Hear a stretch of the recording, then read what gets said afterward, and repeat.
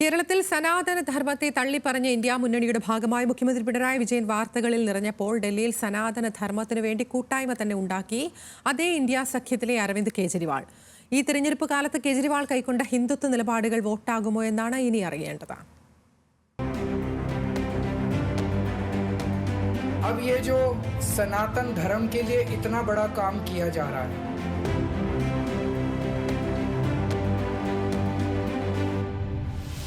Hanuman Chalisa നീട്ടിച്ചൊല്ലി 2020 currency നോട്ടുകളിൽ Hindu ദൈവങ്ങൾ വേണമെന്ന പ്രചാരണത്തിന്റെ 2015 ഡൽഹിയിൽ രാമരാജ്യം സ്ഥാപിക്കുമെന്ന് പ്രഖ്യാപിച്ച 2013 ഇപ്പോഴിതാ വർഷം 2025 സനാതൻ സേവാ സമിതിയുമായി അരവിന്ദ് കെജ്രിവാൾ ഇറങ്ങിക്കഴിഞ്ഞു.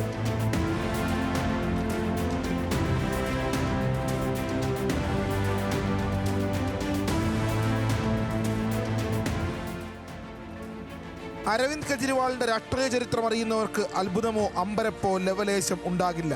എന്തുകൊണ്ടെന്നാൽ കെജ്രിവാൾ വിശ്വാസിയാണ്.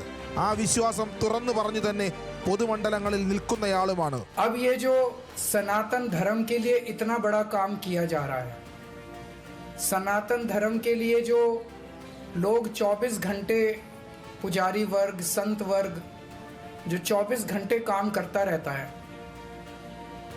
जो लोगों के और भगवान के बीच में एक तरह से सेतु का काम करता है, उन लोगों के लिए सेवा करने का मौका हमें दिया और हमें इस बारे में निमित्त बनाया.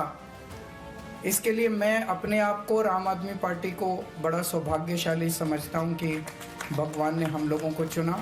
വൈ അയാമേ ഹിന്ദു എന്ന് പുസ്തകം എഴുതിയ ഡോക്ടർ ശശി തരൂരിന്റെ ഹിന്ദുത്വയല്ല അരവിന്ദ് കെജ്രിവാളിൻ്റേത്. ഹിന്ദുവാണെന്ന് വോട്ടർമാർ അറിയണം എന്ന് മാത്രമേ തെരഞ്ഞെടുപ്പ് കാലത്ത് അത് പറയുന്നതിലൂടെ ഡോക്ടർ തരൂർ ലക്ഷ്യമിടുന്നുള്ളൂ. എന്നാൽ ഹിന്ദുത്വ സംരക്ഷകനും യോദ്ധാവുമാണെന്ന് പൊതുജനം അറിയണം എന്ന നിലപാടുകാരനാണ് അരവിന്ദ് കെജ്രിവാൾ. കട്ടർ ഹനുമാൻ ഭക്ത് എന്നാണ് 2020 തെരഞ്ഞെടുപ്പ് കാലത്ത് കെജ്രിവാൾ ഓരോ വേദിയിലും പ്രസംഗിച്ചത്. കട്ടർ ഹനുമാൻ ഭക്ത് എന്നതിനെ കട്ട ഹനുമാൻ ഭക്തൻ എന്ന് മലയാളത്തിൽ പരിഭാഷപ്പെടുത്താം. വെറുതെ പറയുക മാത്രമല്ല, പറ്റിയ ഇടങ്ങളിലെല്ലാം ഹനുമാൻ ചാലീസ കാണാതെ ചൊല്ലുകയും ചെയ്തു. അത് മനഃപ്പാടമായി ചൊല്ലാൻ BJP നേതാക്കളെ വെല്ലുവിളിക്കുന്ന സ്ഥിതിയുമുണ്ടായി.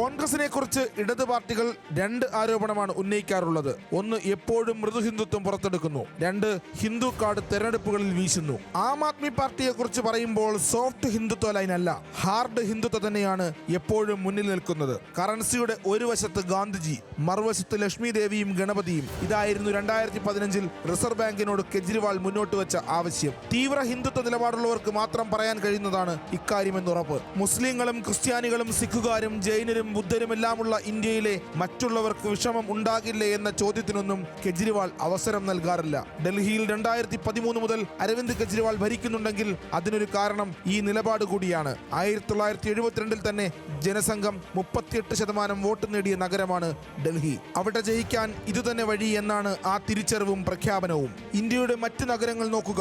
BJP അവിടേക്ക് നിഷ്പ്രഭമായിരുന്ന കാലത്ത് തന്നെ മദൻലാൽ ഖുറാനയെയും സാഹിബ് സിംഗ് വർമ്മയെയും സുഷമ സ്വരാജിനെയും ഭരണം ഏൽപ്പിച്ച ചരിത്രമുണ്ട് ഡൽഹിക്ക്. അരവിന്ദ് കെജ്രിവാൾ 3 തെരഞ്ഞെടുപ്പും ജയിച്ചത് നരേന്ദ്രമോദിയെ എതിർത്താണ്. പക്ഷേ അതെല്ലാം അതിതീവ്രമായി ഹിന്ദുത്വയെ കെട്ടിപ്പിടിച്ചുകൂടിയായിരുന്നു. News desk, news Malayalam.